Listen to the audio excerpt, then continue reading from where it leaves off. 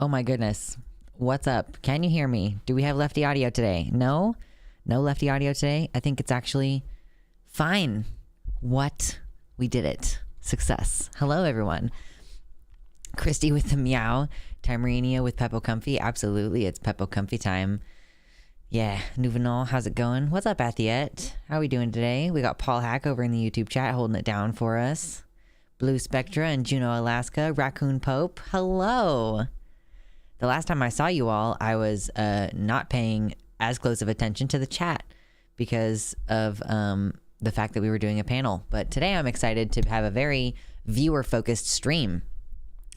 That's going to be very exciting. And hello, A. Caro in the YouTube chat. What's up? Hello, everyone. How was your weekend, y'all? My weekend was a bittersweet weekend because it was the last weekend of the local Ye Old Renaissance Fair. Got to hug a lot of my friends, say goodbye to a lot of people, some of whom I will not see until next year, and some of whom I hope that I will make a better effort to spend time with throughout the year. You know how it goes. Numpty, hello. And hello, Mars and John Keller in the YouTube chat. Yeah, the audio's doing good today. Oh no, Trout Dealer. Oh no. Freaked out because I'm supposed to be at home alone, but I've suddenly heard a voice. Oh my God, Christy. Hey, how are you, Gorge? Hey, Gorge. Hey, how are you? Jimsy, hey. Yep, so I'm doing pretty all right now. I mean, I'm like stressed because my seasonal job just ended, and then I came back to the real world and was like, oh no, I have so many things that I need to do. So I'm glad that I'll get my weekends back. I think my plan is for this week, our schedule to return to normal.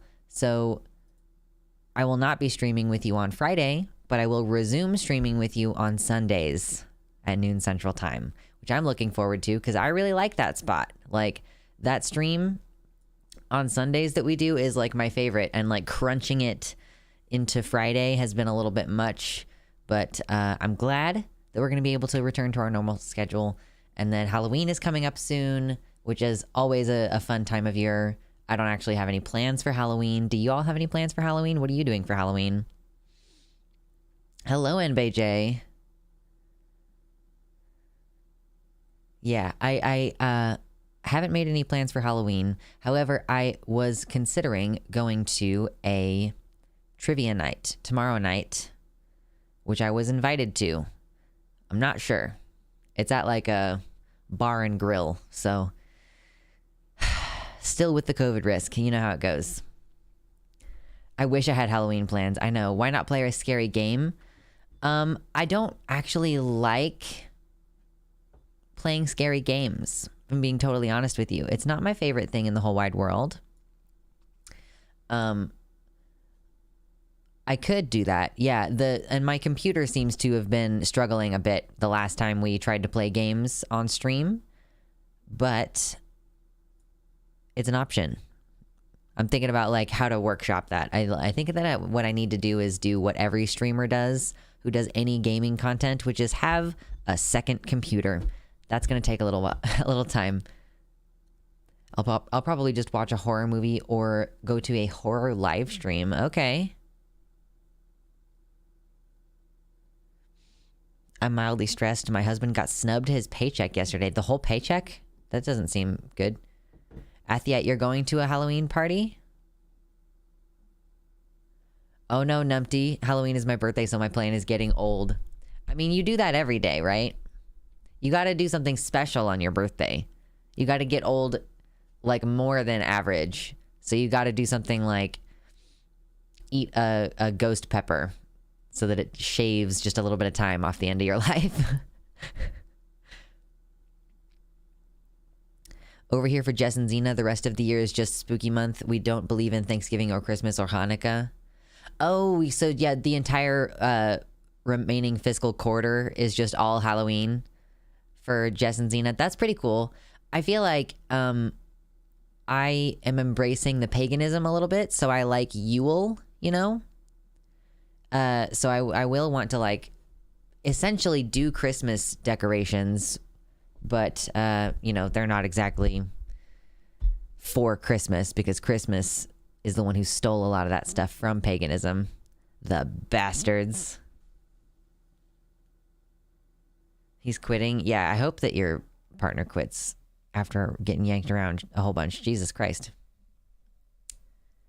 Ooh, Juneau, Alaska is going to be able to start HRT soon. That's cool. I'm meant to watch Los Espookies sometime this month. I don't know what that is. Is that a movie? Los Espookies? I went to a mansion converted to a haunted house. It was 99% jump scares though. That make it not a very fun party.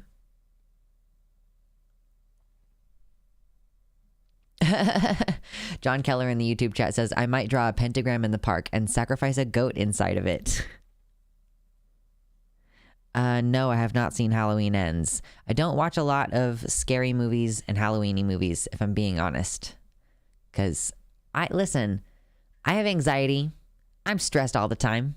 Do I look like a person who needs help being more stressed? You know what I mean? Anyway, let's go ahead and hit ! Discord. For any of you who are not in the Discord currently, we're going to be doing a call-in stream today. And the Discord is where we're going to be doing the call-ins at. So if you are in the Discord server and you wish to join when we do start doing call-ins, go join the voice chat called Waiting Room in the Boss Room. So go to the Boss Room and then go to the Waiting Room inside the Boss Room.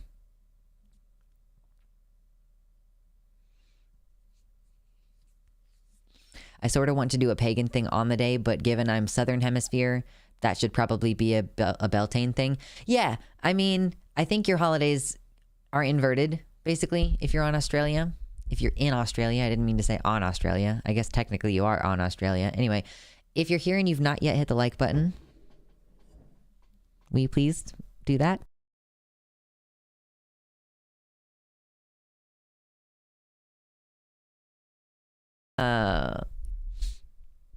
Just Jess says, I'm celebrating Halloween twice. There's a gym rock and fossil convention coming on the 22nd in my town. Yeah, Leftist Owl, I thought that you might join in. If you want to hop in, you can. I'm not starting yet, but yes, you can. On the same night, they're playing Beetlejuice in the park with an inflatable screen. That sounds fun. I like watching movies communally. It's a good thing. And being able to do it outside is good stuff too. Well, let me fucking... There, that's the link to the Discord. I normally have all the bot works in the website chat, but the bot does not work on the YouTube chat. I cannot figure out why. We should have a haunted house that isn't overstimulating and have different sections marked for different phobias, like a maze that's friendly to neurodivergent people. That could be fun. Oh yeah, for the Great Wheel, although I'm Irish neo-pagan, so I'm always torn about the festival here or the festival where my gods would be focused. Still haven't worked it out. Plus, everywhere here is in Halloween mode. Yeah, that's tricky. It's like you might as well just stick to the fucking Eurocentric version of it at a certain point.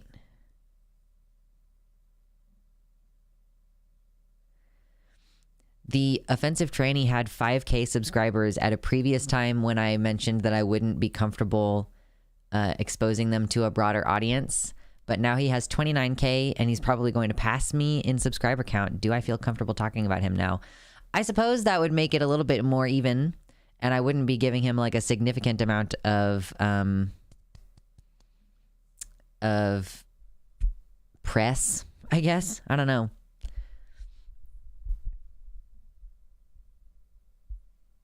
Or find a way to practice hybrid versions all the time. That would be fun. Silent, hello. Welcome in. One of my YouTube videos has over 100 views. That's awesome, Christy. I'm so excited for you. It's really tough to get through those initial, like, getting to your first 100 subscribers, getting to your first however many views and all that. But it is just something you got to be persistent about, basically. You just got to keep chipping away at it. I want to participate in that Terraria Halloween contest because they give the winner a giant metal replica of Meowmere. Oh, that sounds cool. I don't understand why Terraria is fun to play. Like, I just don't personally find it very fun. Ooh, is my... No, okay, that's just this. Okay, I was like, what is happening on my screen? I just don't find it very fun. I've tried to play it. It's just not great for me. I don't know, but I also get really bored with like Minecraft and like I'm very particular about what kind of games are keeping me entertained, you know? I just got Kingdom for the first time. You know, like there's a bunch of sequels like Kingdom New Lands. It's like a 2D side scroller. Kingdom's kind of boring. It's a slow paced game, but I'm trying it out, seeing how it goes. I love Terraria, but never finish it because of my attention span. That's fair. That's fair. Yeah, my partner really likes Terraria, and I've tried to play it with him, and I'm just like, I wish that I found this fun. I just don't get it. What's up, AJ in the YouTube chat says, hey, I just found your channel recently, and I want to say your advice has really, really helped me a lot. Thank you for that. I feel much better knowing that I'm actually useful in the world, so that makes me feel better about my contributions in this short, tiny little lifespan that we all have. Video games cost a lot of spoons. I feel bad relaxing, you know? I have that thing where I have a difficult time, like, chilling out and giving myself permission to relax, for sure. Good grief.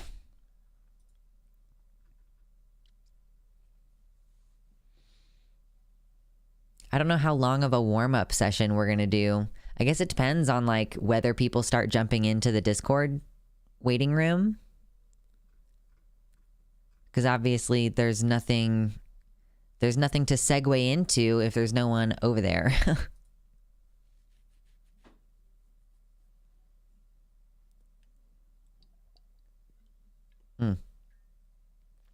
I want to show you all something.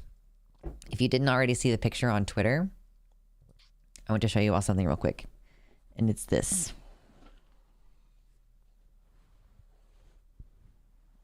This is my badger. It's very warm. I had one of my leatherworker friends put a clasp on it so I can wear it like this. Oh, come on.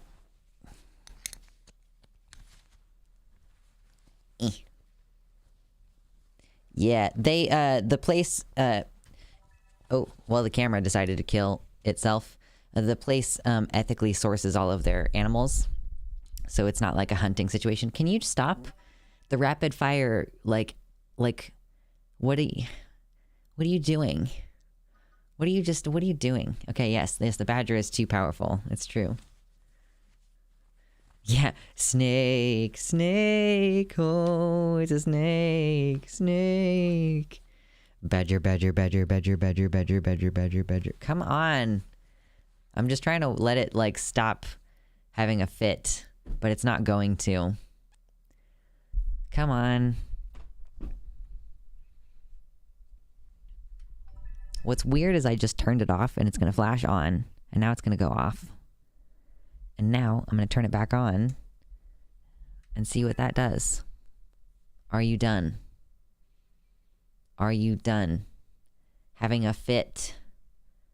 You are having a fit right now. Okay. Yes, that was so long ago and it's still instant having it play in my head. Yes, I know. Mushroom. I did think about, like, maybe I should get some mushroom, like, earrings or something. Because I have, like, the small earring holes now. So I can wear regular earrings and get, like, danglies. But yes, I had a badger. Because I want to be warm. And it turns out, like, there is a really good reason why human beings have been, like, killing and skinning animals for their fur for forever. And it's because it's very, very, very warm and efficient. So, here's me.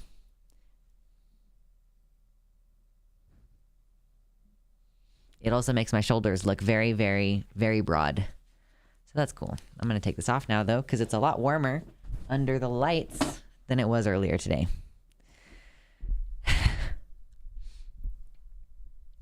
There's a really good reason why animals have thick fur. Yes. Thank you. I appreciate it.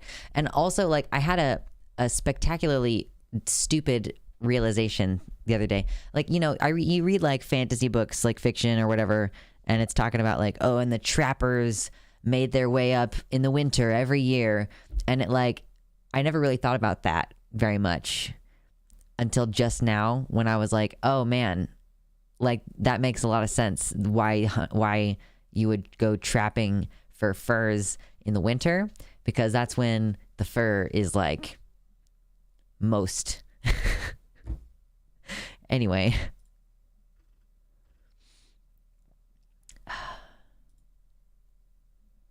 My husband says you looked like a very cute Viking with the badger. Is there a topic you would like callers to talk about? No, I figured I'd leave it open to, friends, enemies, whatever we wanted to talk about. I'm open. I just am enjoying, like, I'm coming off of my Renaissance Festival high, and I'm so used to having a lot of conversations out there. So I'm just like, I didn't have a specific plan for today's stream. I could have come up with a specific plan. There's plenty of news to talk about, but I was like, oh, let's just talk to people. Someone asked recently if we were going to do another one soon. You could call in to argue that there should be a topic. You could do that. That's true. Yes, true. When the fur is thick. Only talk about Legos. I don't have a lot to say about Legos. I think Lego is a fun activity to do with your partner. That's something that I have done with my partner in the past. Ooh, we have some spicy cramps today. Some spicy cramps. What's up, Morgan? Hello. How does one call in? You have to join the Discord server. And then once you're in the Discord server, there is a room called the waiting room. And you join the waiting room. And then when I'm ready to have you in the stream room to talk to me, I'll move you over. What's up, Jamie? How's it going? And Speedy Shimeji. And Axaram. Hello. Be back soon, ran out of beer. Yeah, I considered getting more alcohol before starting stream, and then I didn't. So maybe we will have to live with our choices. We will see. It has been a hell of a year, y'all. I have been streaming since February, and I like stream or like scroll through my stream notes, and it's like, holy shit, dude, there has been so much that's happened this year, you know? This is almost like a diary of things that I have thought about and talked about, which I don't normally have a consistent way of logging that. Like, I don't journal or anything. So just having like the year's worth of stream notes, basically, of like, oh, here's when we talked about Queen Elizabeth dying. Like, oh, here's when we talked about this thing, that thing. I'm too nervous to call Pepe Hands. Pepe Hands. That's okay. It's not the only time we're ever going to do it, probably. It's the first time we've done it in a long time. I was recognized at the Renaissance Festival on the very last day. It happened a few times last year, but this year it only happened the once, at least insofar as being approached by someone who recognized me from internet and was like, "Are you Luxander?" And I'm like, "Yeah, hi. Hi, how are you? How are you, Gorge?" Love to join in, but I'm hella dysphoric about my voice. Yeah, that is the trouble with call-in streams as well. I always stop my journal after like 5 days. Yeah, exactly, Trout Dealer. Like, I'm supposed to be doing an art journal right now, and I am struggling a little bit to do it. I'm also realizing, like, oh shit, I have therapy tomorrow. I'm supposed to like have been thinking about that stuff in between for the last like month since the last time I saw her, and I just haven't thought about it. Speedy Shimeji says famous moments. True. You wouldn't think. I don't like. Would you think that a person with 30,000 subscribers on YouTube would be getting approached in public and like, I recognize you and I appreciate your work and stuff like that. Like, does that seem proportionate? It seems like you would need to get much further to get to that point. It seems strange to me. Still no one in the waiting room. No one in the waiting room. No one wants to talk to me. I get it. It's fine. Numbers mean nothing to me. Yeah, I guess if I don't know, I pay attention to like, how big is this channel and how big is this channel? Not because like I really need to, but just because it's interesting. Speedy Shimeji says, I think so, especially when you go to a big event like a Ren Fair. And I'll also think that like Ren Fairs are kind of like inherently queer spaces, you know? The real issue is if you're just here to relax, what is there to talk about? What's a topic to get on voice for? That is true.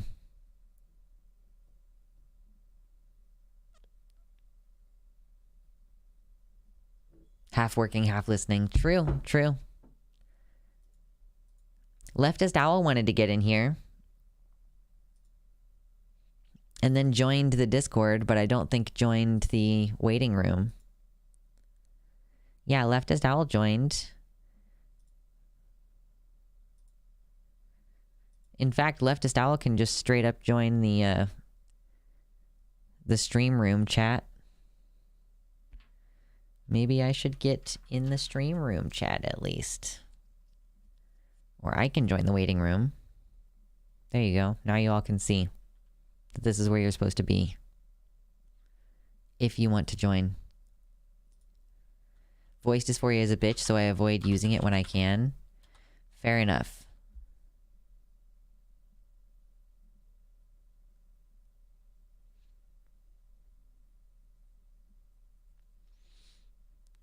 Oh well. Well, I mean, I guess I could come up with some news to talk about. Because I do have some. Like, there is news that exists to talk about. Leftist Owl, you gonna be a punk?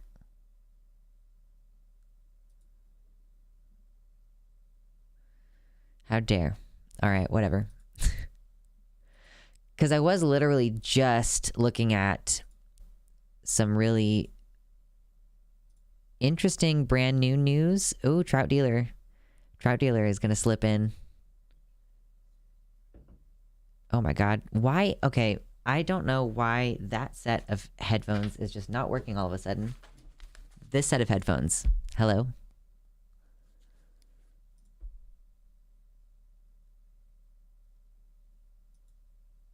Okay. So I was like, I know that one of the sets of headphones is working. Yeah, we don't want to stream feedback loop. I'm excited to do call-ins. It's been like so many months since the last time I did a call-in stream. I wish I knew why the goddamn headphones didn't work though.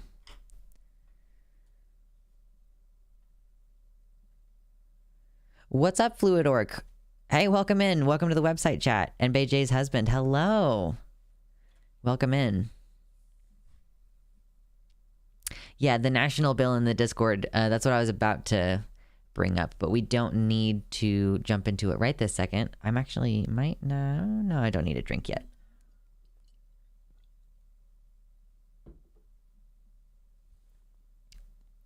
Yeah, but like, how are you gonna have how are you supposed to have like, what am I trying to say? Like, how can you even be a transgender parent if you have like a restriction around being around trans children? Like, you're not allowed to have kids? Tulsi Gabbard made news. What did Tulsi Gabbard do? She says weird shit sometimes, doesn't she?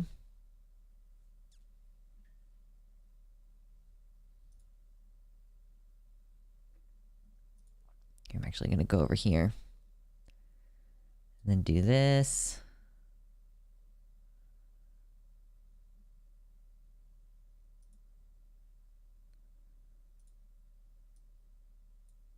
Ah, Okay.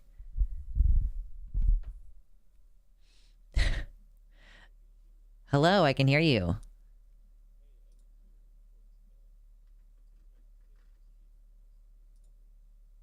Okay, and I need to make sure that they can hear you.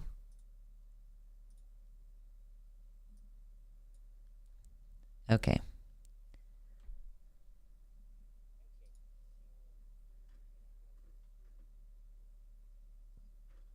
I can hear you, but for some reason I cannot get the Discord, or it can't pick you up real quick. Hold on, I'm trying to figure out why it's acting weird.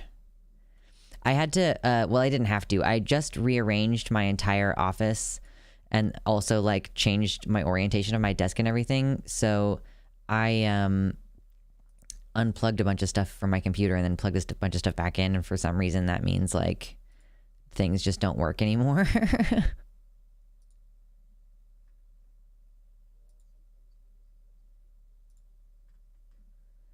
Yes. How are you doing?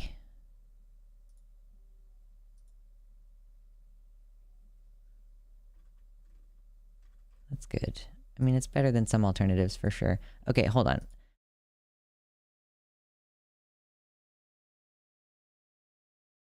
It's like it plays the music, but for some reason Discord is just not listening to right now.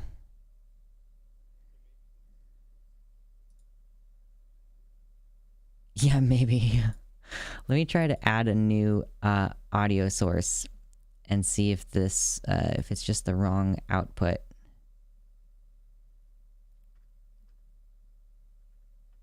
Oh, I wonder if it's through Discord that I have the wrong output set up.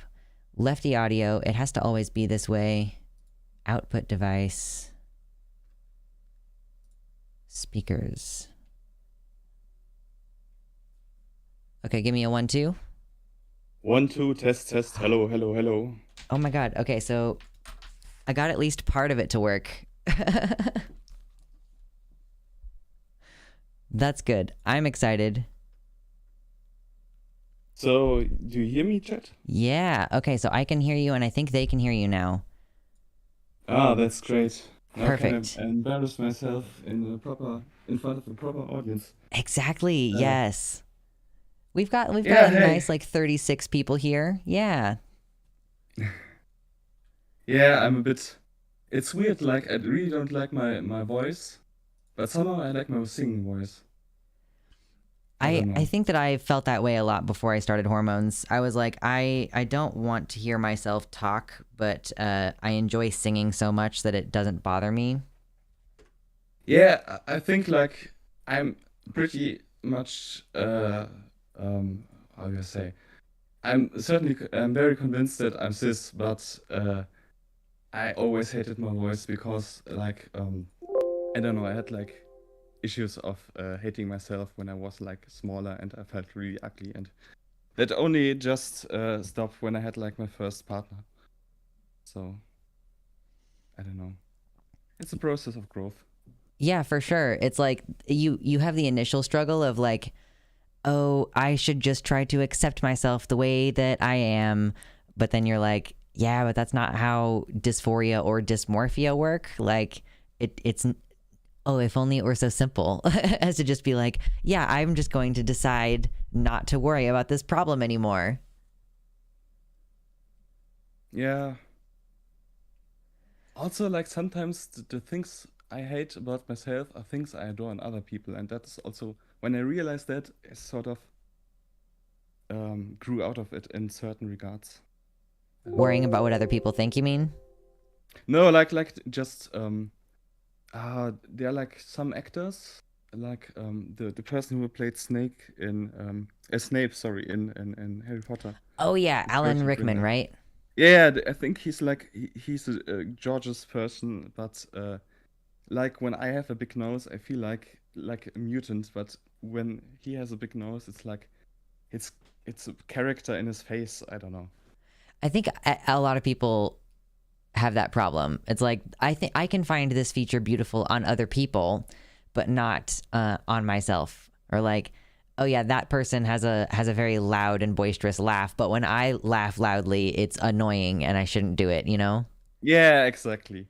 Like I feel like I had like this image that I was supposed to be like I don't know, the perfect like the most vanilla but perfect human.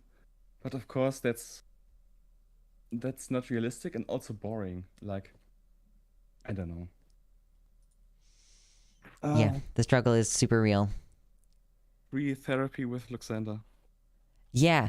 I mean, technically I do we do just actually go over therapeutic methods sometimes. Like I'm pretty sure that there was like an entire solid 2 hours that I was just like I am going to distill basically an entire year's worth of dialectical behavioral therapy into this like stream. And I don't know if that stuff is helpful, but I hope it is. It's like I spent a long time learning it, and I'm just like trying to condense it down into something that's more consumable. Yeah, for sure. So yeah, I have no idea what to say other than that. That's cool. Maybe I enjoy your stream and you always have a nice atmosphere for hanging around, even though most of the time I should be in bed because it's really late for Europeans. Yeah, I'm like soaked to get back to doing the stream on Sundays because I'll be able to do it more consistently than I was doing the Fridays, because I know it's a real difficulty when you are trying to be fans of like an American stream. It's like, oh my god, the time difference is like I think I start at what it's got to be like midnight or 1 for you, right? Yeah, yeah. I It's a mean, I don't struggle. have something to get up early tomorrow, but still. Fair enough. It's technically better for you to stick to a consistent sleep schedule. Uh, I guess like waking up at the same time of day especially is important for having like good sleep hygiene. But you know, that's in a perfect world. Yeah, yeah. Yeah, like since the Ukraine war, my sleep schedule has like gone out of the loop all the time. Because like I'm always checking on Twitter whether there's some new development. Yeah, I have not been paying as much attention to that news because I guess like the media in the United States has just stopped focusing on it so much. I bet it's harder to avoid when you live much closer to it though. Yeah, and also I have like relatives there, so I'm a Mhm. bit more like, yeah. You're actively concerned, trying to make sure that like, I mean, there's nothing you can do, but you want to like know if there's something wrong. Yeah, exactly, exactly. Hmm. Well, I appreciate you coming on. I don't have a whole lot else to talk about either. And Violet is waiting. And I know that Violet is a big poster in the Discord. So I'm interested to see if Violet has some interesting conversation to bring to us. I'm sure that you will return to listening and appreciating from the chat where it's a little bit less awkward. Yeah, sure. Thanks for having me on. Bye. Yeah, thanks for joining and relieving me of my strain of being like, there's no one who wants to come on and talk to me. Okay. Ciao. Ciao. Okay, I'm gonna bring Violet in. Let me see. Let me give Violet the role. Hello, hello. Oh, Oh my goodness, hello. hearing two voices from you, so let me just mute you on the stream for a moment. No worries. Okay, so my voice is gonna sound like crap, but luckily I don't have to hear it in the stream, so hopefully that'll be okay. That's okay. You're sounding okay on my end. Also, hi Baphomet. Hello, Baphomet. Just woke up. No worries. You're only like 40 minutes late. What's up, Violet? How are you doing? I'm one of those places where like secondhand empathy is painful for me because like it makes it so that even the good things that are going on in my life are like painful because I know while I'm enjoying the good things in my life, there are people that aren't, and that just makes every good thing that I have a little bit worse, if that makes sense. Like, you can't even appreciate having the good things. Yeah, because it's like, all right, so all this work that I'm making in my life could just be thrown out the window because some random Congress person could decide, oh, hey, let's just fucking throw out all human rights for trans people because we think that will rally our bases. Like Yeah. that's a thing that politicians can do and have done, and that like we basically boiled down politics to what thing can we pretend to care about next? Like Right. I'm like we trying to live have my some life and things they're just trying to to wreck care it, right? Yeah, they are literally trying to wreck the life of the planet in terms of climate change. So, I mean, like, I shouldn't be surprised if they're going to throw literally the entire planet, except for possibly a handful of rich people that can afford a yacht, and even them probably not much longer. Like, if they're willing to throw the entire planet under the bus, then I guess it doesn't surprise me that they're also willing to throw trans people under the bus. But it just makes me wonder, like, do Republicans even have anything they believe in anymore? Like actually believe in, and not just like we believe we will get power from this. Is like the only real belief system that they work on at this point being power hungry, or is it that they genuinely do believe the right thing is to deny climate change, deny science, and throw anyone that disagrees with them under the bus as the new target for them to use as a distraction so they can continue that power. I mean, you Like I could don't argue that they believe in the rapture. Like you could argue that there is some degree to which like Christian They're nationalism suicide is cult, driving basically. toward, yeah, like it's just driving toward the like suicide cult of like, let's all drink the Kool-Aid and we'll all go together to the promised land or whatever.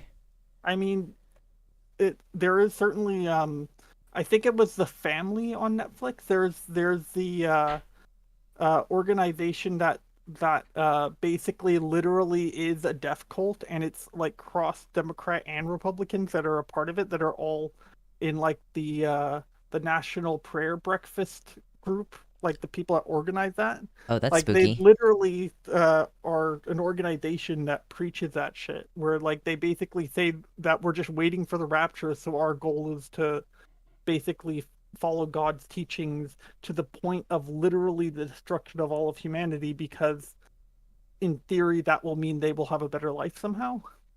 I mean, like, imagine being a Christian right now. Like, your dreams are about to be fulfilled, like pestilence. We're doing that hardcore with COVID. Like, no wonder the Christians don't want to mitigate COVID at all. It's because it's pestilence, you know? Certainly not the first pestilence, and it's certainly not the first apocalypse. So Yeah. But they always think that this is the one. That's the problem. So they're just going to oh continue yeah, destroying the world for the next generation. every single date they said was supposed to be the end times, they always push it back 20 more years and say, oh, but you need to now sacrifice everything even more because now I'm extra certain. Yep. And it's just like, I just wonder, like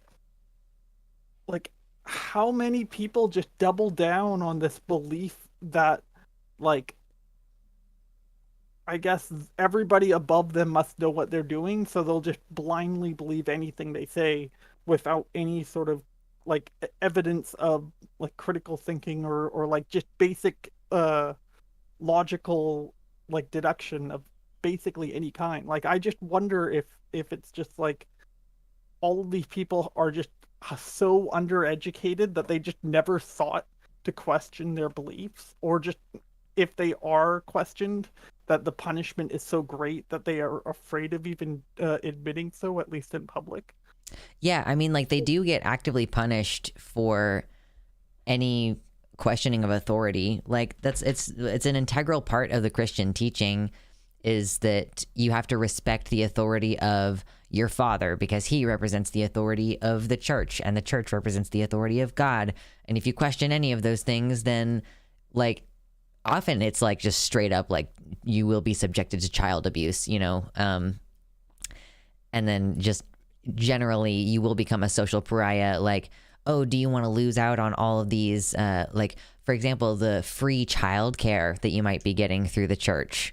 that you might not be able to afford at all otherwise, or like all the other social supports that you might be getting through the church. So like there is certainly a lot of disincentives to thinking for yourself, and like a lot of incentive to just continue going on. And like even evolutionarily speaking, like it makes sense that it's like kind of an evolutionary advantage if you obey and listen when an older person tells you like, hey, that plant is poisonous, don't eat it. If you're the kind of person who's gonna ignore that advice and go eat it anyway, then you'll die off. Like the genes will select for cooperative, like listening to people with more experience than you or whatever. But yeah. Because we were designed for a world where we only know 200 people at most. Yeah. Yeah. And they're all really next door or like just down the road. Yeah. So yeah, in that regard, like yeah, the inclination to listen to authority can certainly be detrimental rather than helpful. And people are so weird. Like sometimes it's like the Republicans will be like, I don't want to listen to the government, and other times they're like, but the government is going to tell you what to do, and also we should listen to them. And it's like, I don't know how they decide. Like when are they going to be, like when they're going to be obeisant or when they're going to be obstinate. That's just it though. Is like they claim to be the populist group, right? The Trumps of the world, the freaking the guy that's in Italy right now, that's was it either Italy or it was somewhere else that recently got into power, or girl, or It was a woman in Italy, yeah, the fascist.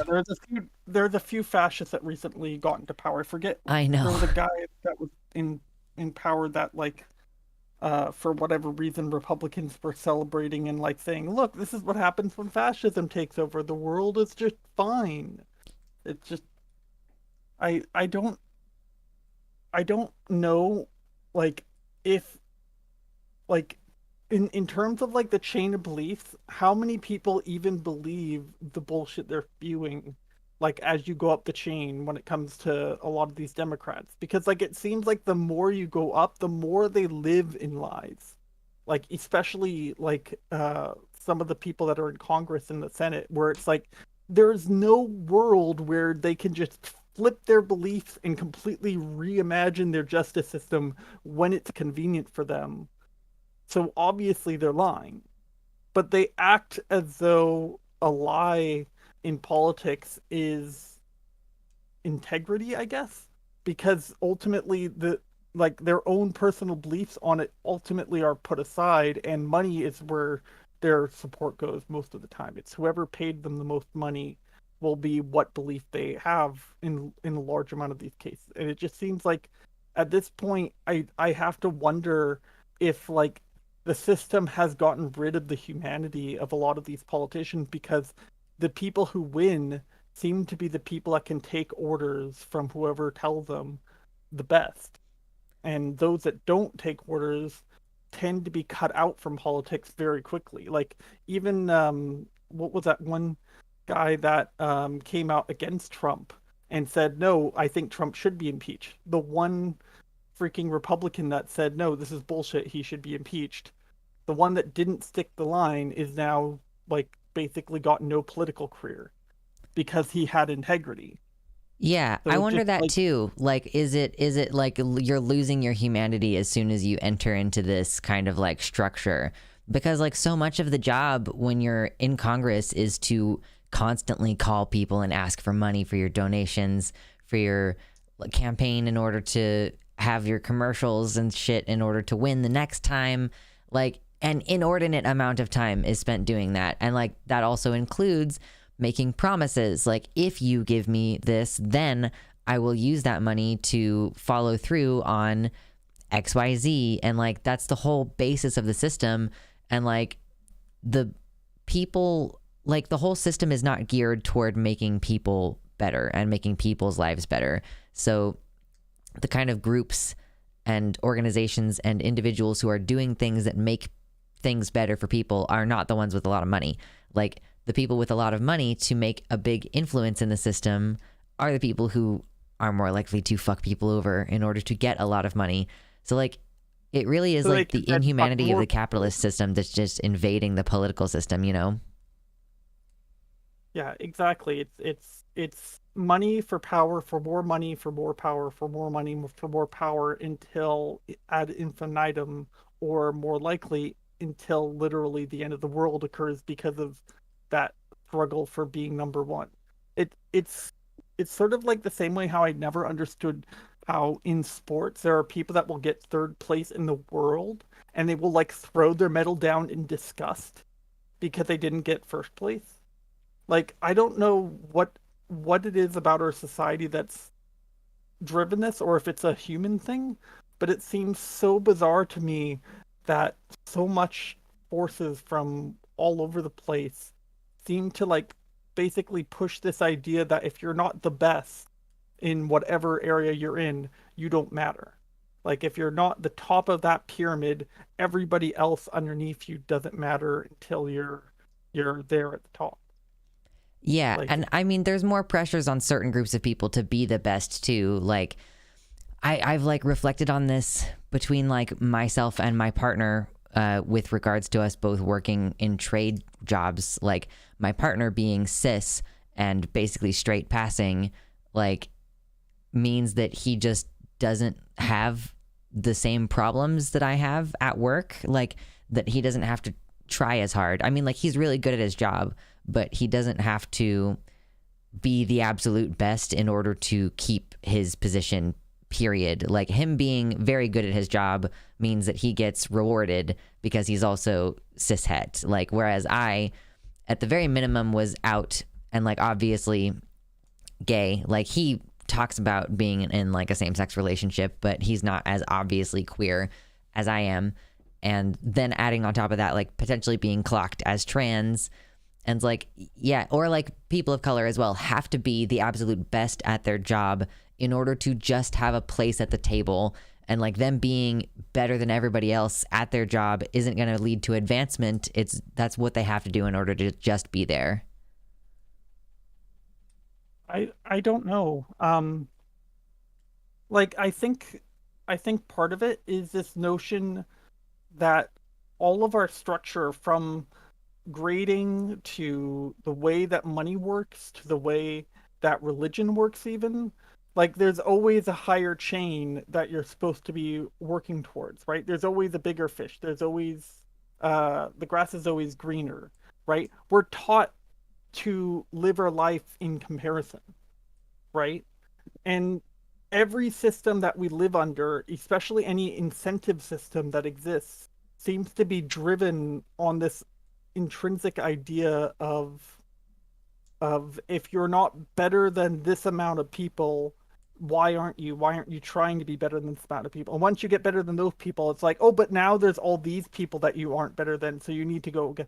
It never ends. And even if you're literally at the top of the world, oh, but you're not the top of the world in some other area. So now you need to be the best at both of those things at the same time. And it's just like it feels like we're creating a world both with our laws and with the way that all of these different intersecting systems are like that basically feeds it on itself based off of everybody collectively kicking the person underneath them. Like it's not even a hierarchy at that point. It's a like superiority complex as a political system. Yeah. Like And someone in the chat posted like the shocked Pikachu face when you say you don't want to advance to a higher position. oh yeah. I mean like that's exactly it. It's the idea is we're always wanting to be a little bit better than we were yesterday, and we've taken that to we want to be a little bit better than everyone else than we were yesterday. Like instead of it being about like our own self-betterment, it's become our how much other people suffer while we gain from their suffering. Like it's like there was this study, I forget the exact origin of it. So if anyone knows like the link, feel free to share it in chat. But there was a study where they checked if someone would rather get 110,000, but everybody in the office that was doing the same job got 120,000, or get 90,000, but everybody else in the office got 80,000. And it turns out most people, especially at that income range, were like, either way, you're going to be financially well off. So money is no longer the main decision of your survival, right? Yeah. That when it comes to people's egos, they care more that they are in a place and in a community where they feel better than everyone in that community than they do about that higher income, because like they they literally would rather make less knowing that they feel superior to those in the room, like a big fish in a small pond essentially. That's really And that just interesting. like scares the hell out of me, that like that's what motivates people. It has nothing to do with even necessarily money anymore. It's feeling that they're the biggest fish in the room. And like if that's the case, then no amount of science is going to fix that, because people will find ways to rewrite the science so they are number one, right? Yeah, I think that honestly, like a big portion of this is just because we enforce a false scarcity. Like, it's like the scarcity mindset versus the abundancy mindset. Like, when someone else gets a promotion, like, there are only a limited number of promotions. Like, you know, there are more underling positions than there are overling positions. So there's only a limited number of people that they can promote before they like fill all the top positions or whatever. So like, Right. to some extent there Zero is a real sum. scarcity there. What were you saying?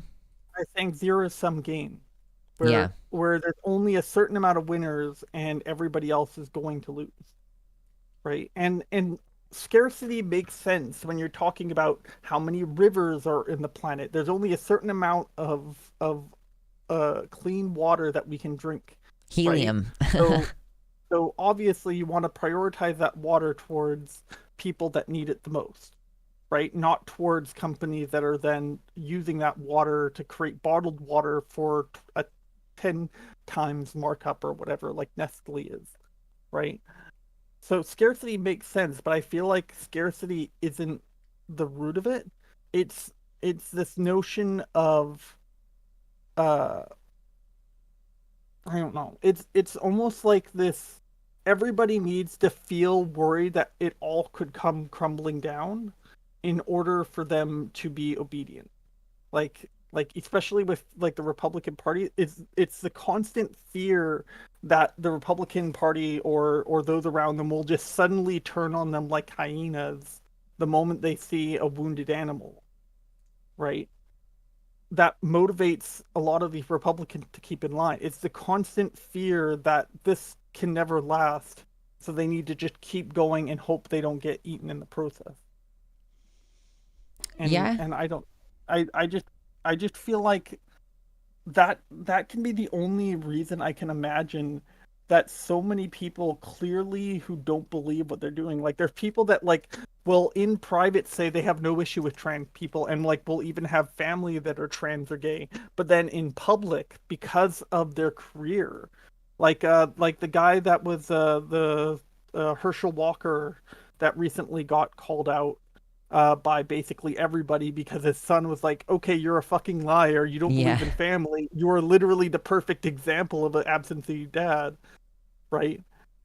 And it shows that, like, the fact that he has been successful all the time shows that that fact did not have any bearing on anyone until it was politically unpopular. And even still, Walker still has people supporting him. Like, you can really truly be an absolute shitbag and still get support within the Republican Party, because like, Yeah. it does truly seem like, I mean, it does seem like they leave their humanity at the door when they start engaging in this rhetoric. Like, yeah, Republicans will vote for anyone with Otro. It's like they're playing a role playing game where they're playing the role of a Republican as opposed to being a Republican, right? They view it as just a mask that they are wearing as a way to gain power rather than actually believing anything that they say. And like that's not to say they don't actually genuinely believe in some of the things they say. It's just that it's warped and corrupted to a point of the most extreme version of that core belief. Like, if someone is fearful of trans people, that morphs into bigotry and hatred, not because that fear uh, is hatred or bigotry, but because enough fear is there that they can use hate and bigotry as a way to subsidize that fear, like to push aside that fear. That the hate is almost as a distraction from the fear. And I feel like it's a lot of the ways that Republicans act. Like, they have like this core true self that's there, and like Marjorie Green Taylor is probably the perfect example of someone without a mask that's still a horrible person, because like she doesn't believe anything anyways, so she's like the perfect mask because she doesn't have to hide anything, because she doesn't believe in anything in the first place. Hmm. But like, other than people like her, the vast majority of Republicans aren't dumb people. These are people that have gone to Ivy League schools, that some of them have doctorates, some of them were doctors, right?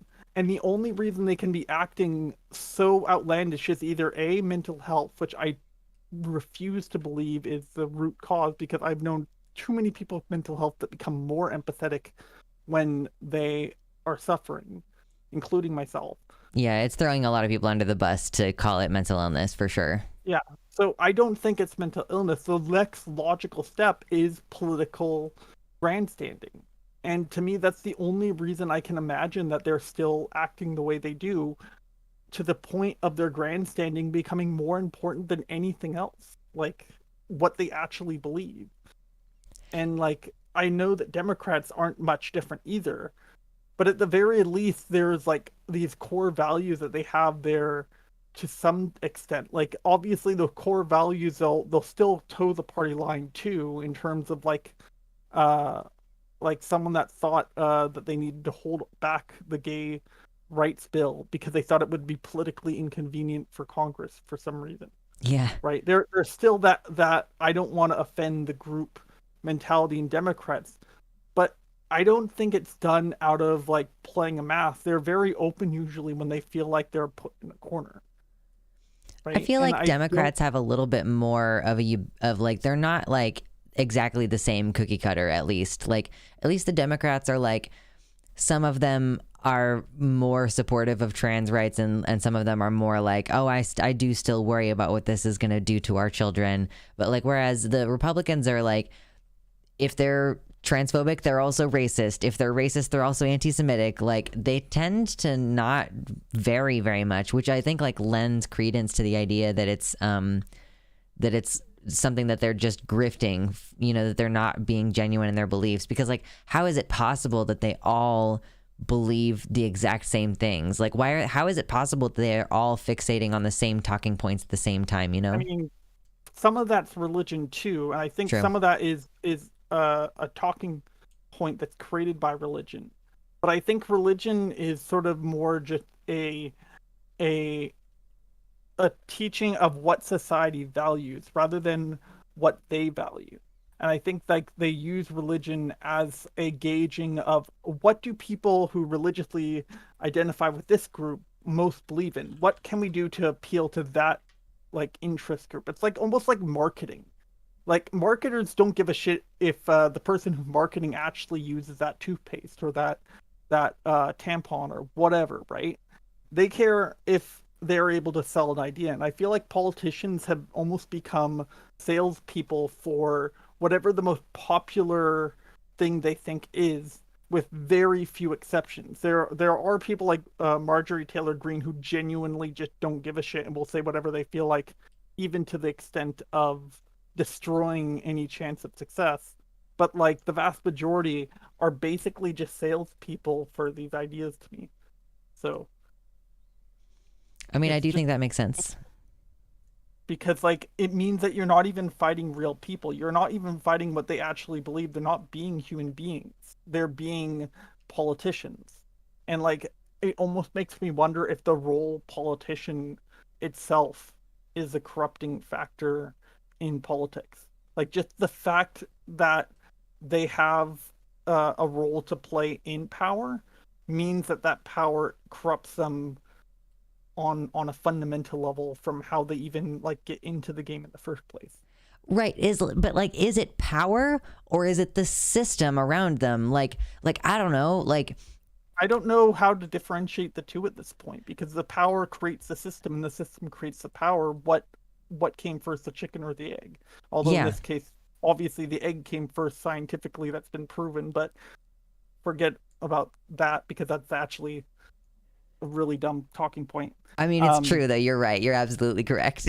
Yeah, no, in this case, it genuinely is hard to tell which came first because unlike chicken and the egg, we don't have a way to DNA test where the systemic corruption came from. Everybody who wrote the history of the starting of a lot of these political systems had a political bias. I mean, like, most of the people who started off as historians became the political scholars who created their own system because they just had that much power. Like Marx was originally just a historian. He didn't actually like start out thinking he was going to create an entire political system. He was just analyzing the political system that already existed, and that analysis of history started to take over his like retelling of history, and so that created political discussion from that.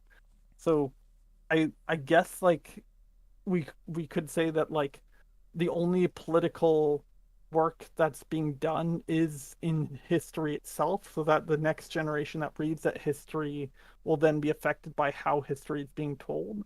But even that is affected by uh salespeople. Like all history is written by the victors is the obvious one, but that's even just from a fundamental how do we tell history? It's all written facts. Like the way that First Nation cultures told history was through oral storytelling, Mm-hmm. right? And that fundamental medium difference meant that the way they tell history uh, has a completely different impact than written history does because written history had a very different set of skills that you needed to have in order to be able to be a bearer of history, which created an elitism. And most people couldn't really read. So honestly, it's entirely possible that there are contradictory accounts where like the most people were getting their news through the town crier or whatever, you know, like it was word of mouth Exactly. and not so much that they were We reading can it. find the raw physical evidence sometimes. Mm-hmm. The reason why we know so much about ancient Egypt, but we still don't know anything about like most of our oceans, is because we have evidence that we can directly pull from that time period that were perfectly preserved. Mm-hmm. Whereas if we try to look into the history of the oceans, you know, all that stuff's been literally washed away. And so therefore we don't have very much evidence on the very ancient parts of uh of history. Well, hey, Anyways, we're like starting to lose some water enough that it's like exposing old places that were, you know, gradually sunk underwater, like some stone villages and stuff. I've seen we're recently are having like resurfacing. the Northwest Channel or whatever it's called above North America's continent above Canada in the territories. Yeah. That area was always thought to eventually be a way for you to sail from one part of the world to the other. Before that was thought of as a joke that would never happen because there would always be ice that would make it untravelable. Mm-hmm. Now it's a reality that like people are literally already making plans of how do we monetize it, and Russia's like, well, we own all of Canada's northern waters because we're on the other side of the equator, or not equator, of the pole, so therefore we just own all of it. Yeah, for sure. It's no different than like when people were fighting over who owns the moon basically. But yeah, all of that is only happening now because for the first time in human history we're seeing what was under those ice that previously would have been impossible to explore on a reasonable basis compared to uh tombs that are perfectly preserving things that were from much longer ago. So Yes. that's the only hope I have for history being overcome, the bias of the story part of history.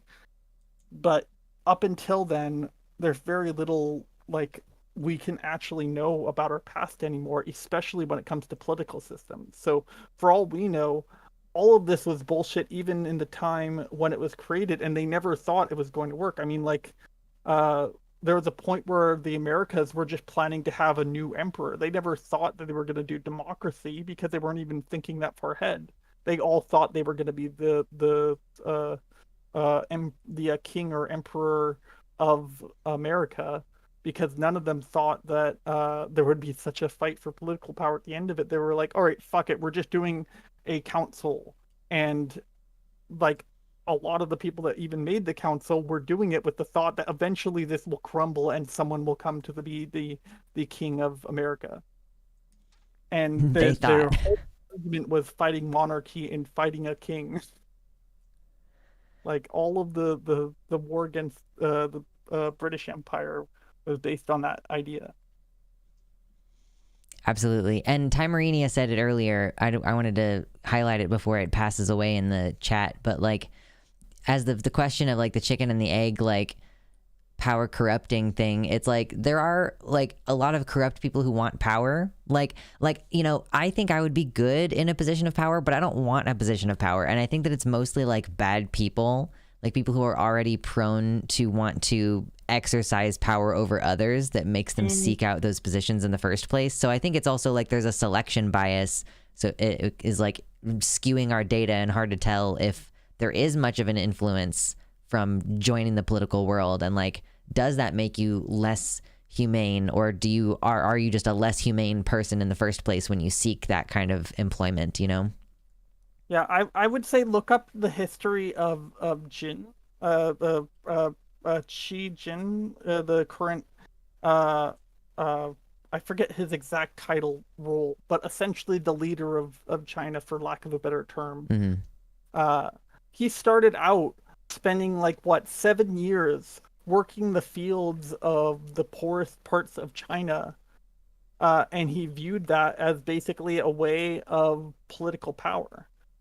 Baphomet got that right.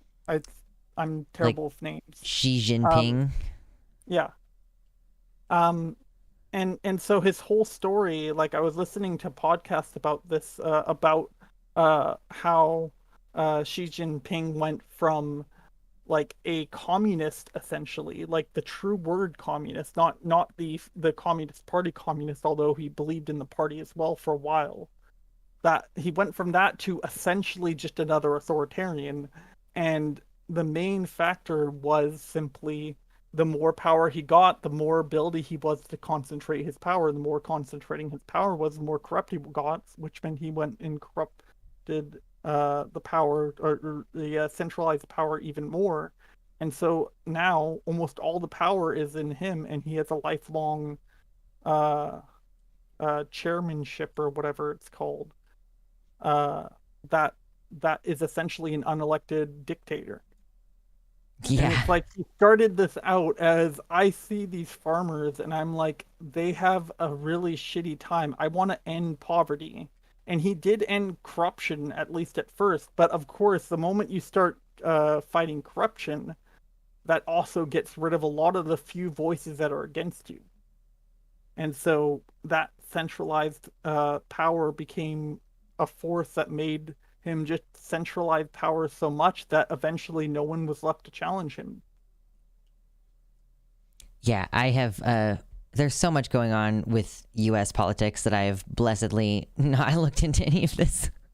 Yeah, that's one of the curses of being a Canadian, is that the politics that matter most to us has nothing to do with Canada.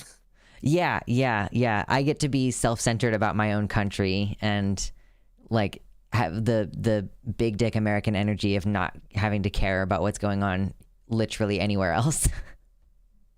Anyways, the leftist owl was in the waiting room for a while. I don't Yes. want to keep them waiting too long. I've had a good run, and yeah, I kind of tangented a lot. You're So good. I appreciated our conversation and I thank you for coming on.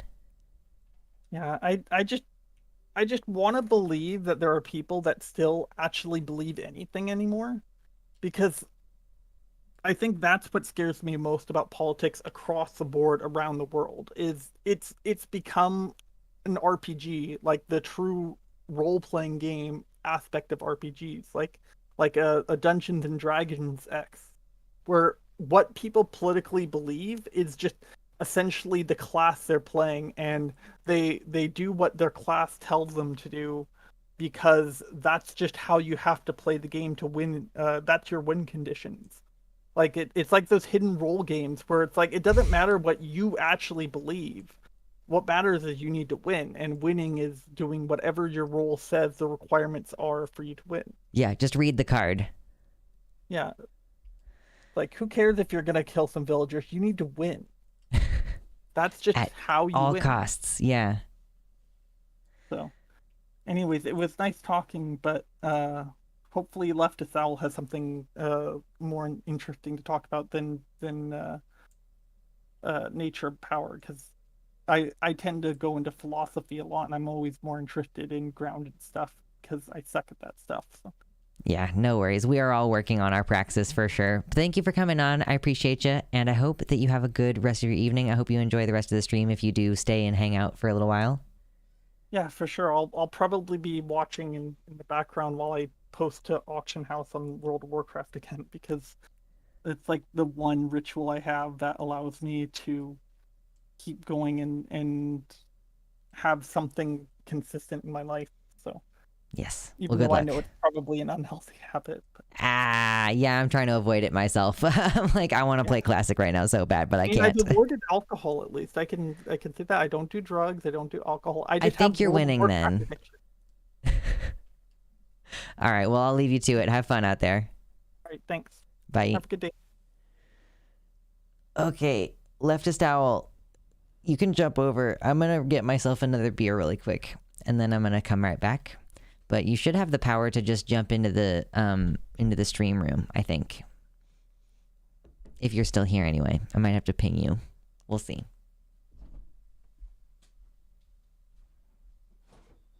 Hello. Okay, they're still getting the beer, I guess.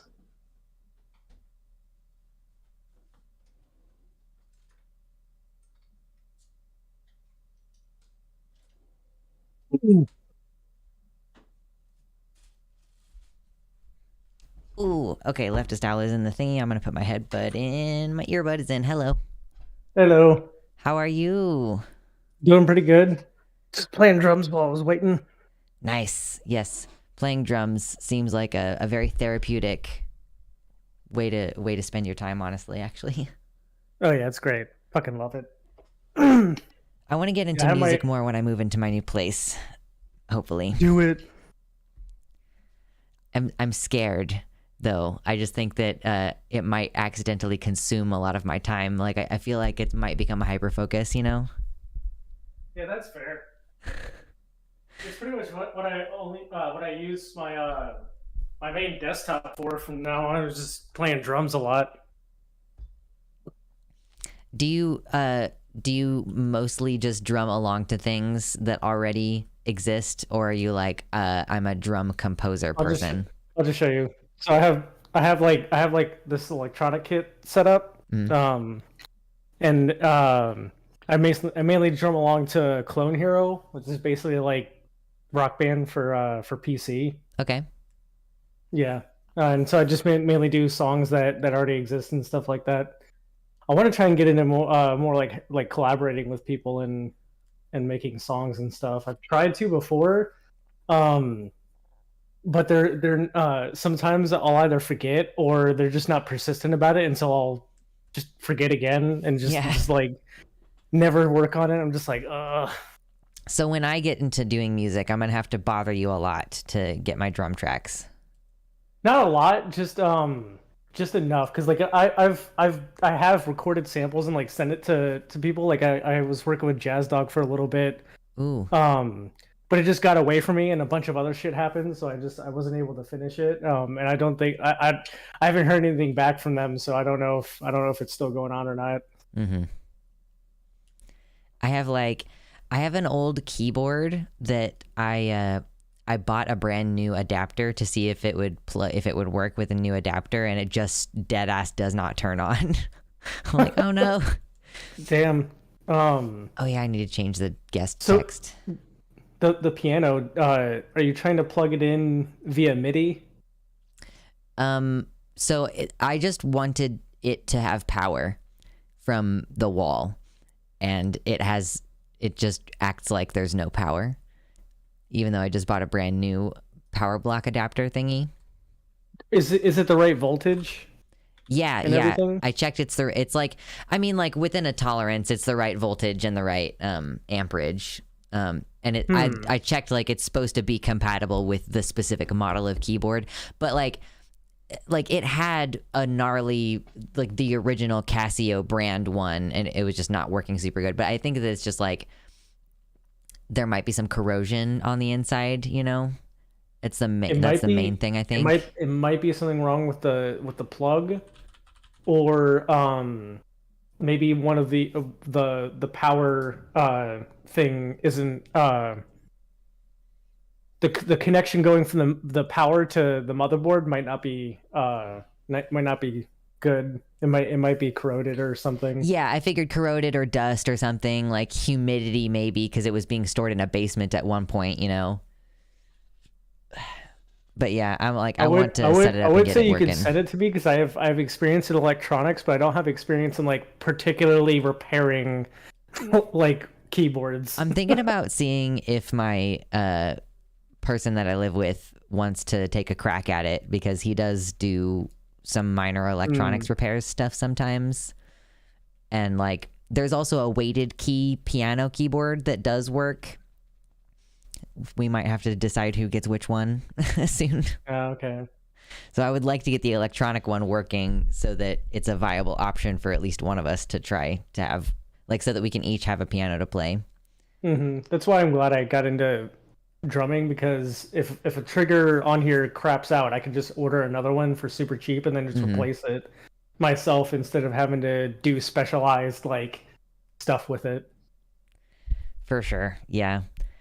Instruments are such, like, I don't know. I've played all kinds of different instruments and they all require their own little bits of maintenance. Like, you know, the adjusting the truss rod on the guitar. Like, I'm more of a jack of all trades kind of. Like, I think that you like specialize on the drums, right? You're not like, you also play the guitar and also a little bit of this. Oh no, yeah, I just play drums.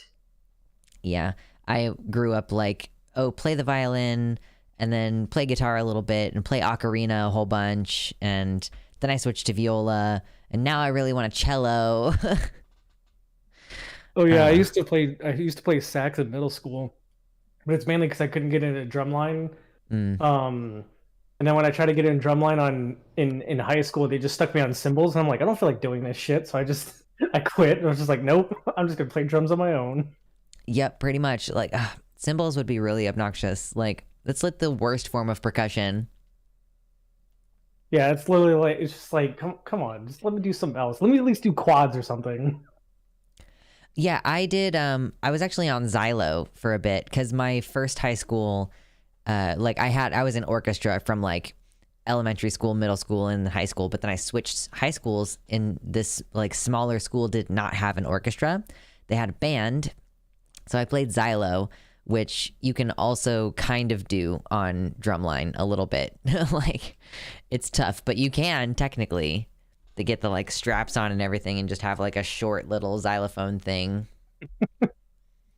I need to set up my lighting for this room, because the main light, like, it lights up my room, but it doesn't provide good lighting for like streaming. So I'm gonna have to figure out what I'm gonna do with the lighting. I might just get one of those like Elgato like key lights or whatever, and then just do like maybe like red back here or something.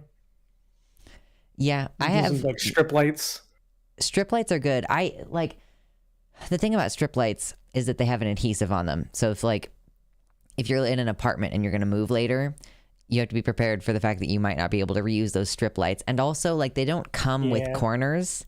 Like, that's annoying as shit. Yeah, like, I have a bunch of LED strips, and like, yeah, you have to like buy the corners and like cut it and then fit the corner piece in. Or you just have to make them stop exactly at the corner or something. I bought like they were on my Amazon list. I think someone bought them for me, but they're like 60 feet long or something like that, you know? Yeah, I've got the smart ones that you can control with an app. Oh, you shouldn't have that. Huh? Oh yeah, I got They're the so fancy bad ones. for cybersecurity, like smart light bulbs and stuff, because they just don't have because they can connect to your Wi-Fi and they don't have security protections on them. Like it's a vulnerability for your Wi-Fi. Dun dun dun. Yeah, except you can set up port security too. Oh, I guess that's true. Yeah, port security, baby. Baby, I haven't looked into it a whole lot. Yeah, that and you can set up parameters to where people outside of your home can't access. Like I think you can set the range to a certain amount to where it doesn't reach outside your home. Okay, that's pretty convenient. Yeah, I gotta learn these things. Honestly, I should probably I'm going to get my Security Plus in February. That's cool. How long is that gonna take you? It's gonna take me 3 days. Nice. If I pass the exam. Not bad. And then that's just like it's just like more training on how to do some specific security stuff. Yeah, I'm basically right now I'm taking a course that I bought on Udemy. That's like an online thing where you can just look at it and it's like videos. So I'm gonna do that to sort of prime myself for it, and then once it gets into the actual class, I'll at least understand some of the concepts and just have like a head start. That way, the class can basically just be a refresher right before the exam. Well, that's cool. I'm excited for you. I'm sure that's going to open up some opportunities to like make more money. Like, oh yeah, as soon as I get it, I'm gonna go looking for like security jobs, like cybersecurity jobs, and find one that's offering like and get an offer letter for like 100K, and go to my job and be like, hey, this place is offering me 100,000 to go do this. You get to pay me 120 to stay. yeah. If they say no, I'm like, okay, bye. You're like, bye. I'm gonna go make $100,000. Bye. Yeah, because if I could make 100K doing what I do now, I'd be fine. I'd be set for life. I could do this forever. But like, but if they don't want to pay me that much, I can do something else. You know, whatever works. I'm glad that you're moving up in the world a little bit, and that it's gonna be relatively so easy. Like that you're just gonna be able to like, oh yeah, let me take this class as a refresher. Yeah, I could probably work from home too if I get a cybersecurity job.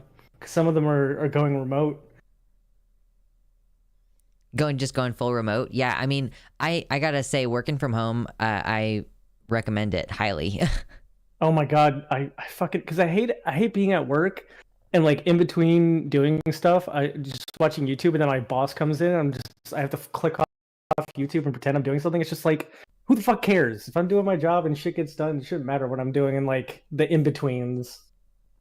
Or like sometimes people will just put on like something to listen to in the background and get penalized, like because YouTube is open on their computer. Like, well, I'm listening to music. Like, leave me alone. Like, this is how people listen to music nowadays. And the thing is, like, one of my coworkers yelled at me for just being like back, like just like leaning back in my chair, and I'm like, I can't be comfortable at work. Like, what? It's not like you feet kicked up like you're at home, and it's like, so what? This is an IT job. This is a job where you sit in chairs. Who cares? I mean, yeah, it is the same kind of like, if you got time to lean, you got time to clean bullshit that I had in retail. It's like, literally, you'll be standing up at the register, like, in anticipation for more people to walk up because it's like breakfast time or whatever. And they're like, you can't lean. You should be wiping off the counter or something, or cleaning the popcorn machine. There wouldn't be time to lean if you were sitting down for that job. Like, that's true too. But that's the whole thing. They don't want you to be idle. Like, they don't want you to sit.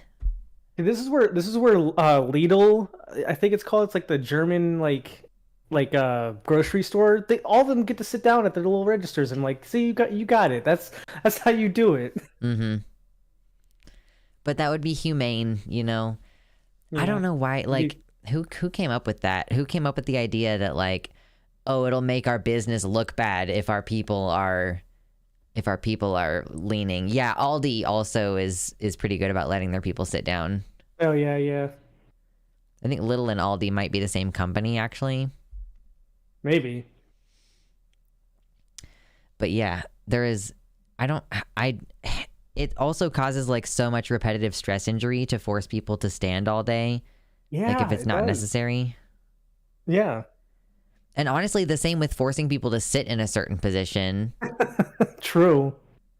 Like you need to be able to stand up, walk around, stretch, like alter, like you can literally like, you can have like blood clots in your legs if you don't move around a bit. So I don't know why they would give you a hard time about just leaning back in your chair. God, capitalism is so stupid. Yeah, it's fucking dumb. I just hate it because it's just such bullshit. Like my boss is like one of those people that like while they were in the military like drank the Kool-Aid on like following everything to a T and never questioning it. And it's just like, bro, come on, like fucking chill. I'm like, is there a good reason for your rule? If not, I don't care. I disregard your rule. And then in fact, I institute my own rules that are different and better and make more sense. And then I follow them. I'm very good at following rules, but only if they make sense and I respect them. Same. I fucking, oh my God. I will say though, there is an upside to my job. I get to travel around the world, get paid extra money doing so, and then destroy stuff. So I get to let out my anger. That's pretty cool. Yeah, I've had some moments recently where I'm like, I really need to like go fucking Office Space on a printer right now. I get to destroy specifically those. I'm so jealous because they're tough too, so it takes a bit of work to destroy them. Oh no! So having to destroy them with like in the specification of the government is even worse because you have to take it apart. You have to be thorough. Yeah, you have to take it apart and destroy like every circuit board. It fucking sucks. Well, I mean, at least like the more it sucks, the more incentive you have to like be really good at it. True. That is one good thing. Is like there like instances where I'm like building a computer and I'm like, I have to be really careful, and then when I'm taking stuff apart in my job, I'm like, absolutely. Call decided to cut out just slightly there, but I got most of what you were saying, which is what's important. Oh yeah, I have RTX voice on, and I stepped away for a second, so probably. It's a little bit weird. Wow, there's another new person on the website chat tonight. I just want to acknowledge that there's yet another new person on the website chat. We love when that happens. Do you stream very much on your own shit? Or I know that you like talk with people a lot. Like I see you frequently like replying with people on Twitter like, yeah, I'd love to talk to you and stuff, but I don't know if you actually do your own streams. I do stream. It's just been a while.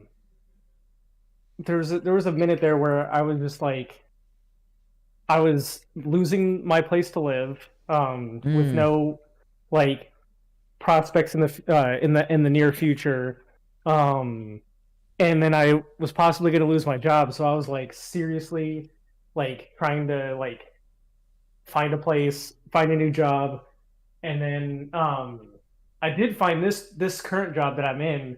Luckily, before I was fired. So I got to quit. I got to quit instead. That's good. And then my current roommate, we had made plans before to move into this one place, but like everything didn't line up until after my lease ended with the previous place. So I stayed with my friend for a little bit, and so I just sort of stopped streaming for a while. And I just haven't really been back, partially because I haven't really felt the want to stream. But with a lot of this other stuff happening, I might get back into it, especially to talk about the Amaranth stuff. And not specifically the Amaranth stuff, but the misogyny surrounding it. Yeah, for sure. I mean, like, there's so much that goes into that whole situation that I've only just come into awareness of her existence, like, today. And I'm like, wow, yeah. And, like, a lot of things about her story are pretty familiar. Like, guy forces lady to do sex work, and like the people who just like are being callous toward her, like they're finding out that she was married and they didn't know, and so they're like, oh well, I can't jerk off to you anymore now that I know that you've been married this whole time. So yeah, you like actually can lose. I would like, if there's a good possibility that I would be more marketable like myself if I was not like, yeah, I've been in a relationship for a long time. Although I get to move out soon. That's cool. I don't know if you've seen any of my posts on Twitter about that repeatedly. Oh no, I see all your posts on Twitter. Oh, do you? You've hit the button, the subscribe. I don't have notifications on, but I follow you. Okay. I just see you most of the time. Like there's certain icons that when I see like on the little like refresh thing, that I'm like, ooh, touch. Oh yeah. When the little thing comes up at the top of the screen and you're like, ooh, this person just made a tweet. Like, oh, I didn't know ContraPoints was online today. Like, click. Yeah. Oop, doop. Yeah, exactly. Refresh. Yes. Well, I'm super glad to hear you're doing so well. Oh yeah, it's pretty great so far. I just need hopefully in December I can go to Germany. There's supposed to be a Germany trip coming up, and the per diem there is insanely high. So I'll get lots of money. Speaking of being insanely high, no, not really. I just took an opportunity. I was like, that would be funny for a second to be stupid. Oh, goodness Speaking gracious. of insanely high, I just took crack. Yeah, exactly. I am on so much meth. Wow. I wish I had Adderall right now. I don't have any. Oh, man. Yeah, my friend Logan recently got on Adderall, and he says it's been really helpful in like getting daily tasks done and stuff like that. Mm-hmm. It's stupid how much of a difference it makes, but also it makes it really difficult to eat food. So you gotta weigh these things. He's also lost a ton of weight. He used to be pretty big, but he's scrawny now. Yeah, for real. Like the meth for sure makes it hard for you to eat food. It's one of the things that it does. Well, if you get into music at your new place and you need good audio mixing equipment, just let me know. I can get you some good shit for cheap. That could be cool. Yeah, like I want to be playing instruments is my main thing. Like I want to be playing my guitar, playing the piano, maybe even like getting a cello to play. But like I'm also like the thing that really gets like the thing that I'm scared of, hyperfixation wise, is composure, because I'll be watching like the sound design in movies and TV shows is something that often escapes me consciously, but it affects me very strongly subconsciously. Like music is very evocative inside me, and I'll be watching like some film person like breaking down like, oh, this is what's going on in this part of the movie and this is what's going on here, and they'll be like, oh, and if you notice, like the theme that we've been hearing this whole movie, they just played it like backwards because such and such is happening in the scene. And I'm like, what? Like what the fuck did you just say to me? Like I want to know about it. Have you seen, I think it's 12 Tones video on the soundtrack for Lord of the Rings? I don't think I have. It's really cool, and it shows how often Howard Shore used leitmotifs within the score at specific times, and it's cool as shit. Okay, well did you say 12 Tones? I think so. I think that's who made it. I don't remember. I have a tab open. Look it up again. I have a tab open. I can look it up later. Yeah, he did a really good video breaking that down. If you really like film scores, I would recommend watching Made in Abyss. It's an anime, and the score is god tier. It is like so good. Okay. I like, this is part of what makes it to where I am so hesitant to watch new stuff is because like, I mean, yeah, like Game of Thrones is really gritty and a lot of fucked up shit happens, but also like it's predictable fucked up shit. Like I know all of the fucked up shit that's gonna happen, so it doesn't make me feel particularly any type of way. Or like when fucking when you know so and so's skull gets like crushed, I can be like, nope, I don't want to look at it. Like I cover the screen. I choose not to watch. Oh, if you're squeamish about fucked up shit, then maybe Made in Abyss isn't for you because it gets real fucked up. Just slightly. Have you watched any of the House of the Dragon show? It's so boring. No, yeah. Okay, we might have to fight about this. No, but like I was just gonna say the first episode with like the childbirth scene. I'm like, I don't want to look at it. Like, especially because I had just had the horrendous experience of having my IUD put in. Like right when that episode came out, it was not the best time. I don't know. I like considering my politics. I just don't find monarchical politics all that interesting, and every time I watch the show, I'm just like, every single person in this room should be dead or just like not here. They should they should not be in a monarchical system. They should not, be doing all this. Just no.